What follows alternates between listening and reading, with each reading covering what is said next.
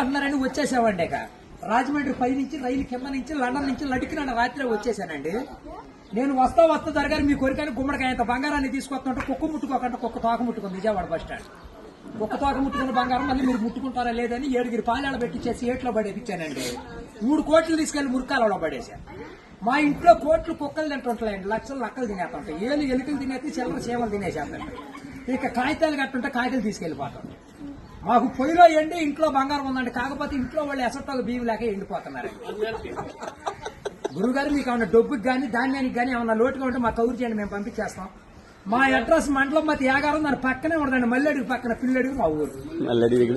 దానికి మా అడ్రస్ కి సాయంకాలం ఉత్తరం రాసేసి పోస్ట్ లో ఇంకొక పొయ్యిలో వేసేయండి. మీరు పరిగెత్తుకుంటూ వచ్చేసి పంటకాలం కాడ 10ంటికి నించోండి, నేను 3ంటికి మురికాలలోకి అందించేస్తా డబ్బు. పగిలిపోయిన వాడి మీద వచ్చేస్తుంది 10 కోట్లు మరి డబ్బు.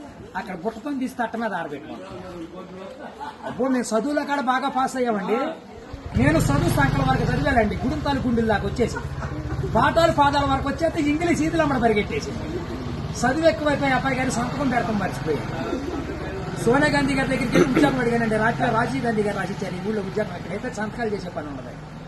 ఈ ఊళ్ళో ఉద్యోగం రాసాక ఒక పని దొరికిందండి. ఈ మధ్యన ముసలి ఉండకూడదని పొద్దున్న మా డిపార్ట్మెంట్కి ఆర్డర్ వచ్చింది. ముసలి ఉన్న కాడి నుంచి అత్తాకోడళ్ళు పోట్లాడుకుంటున్నారు.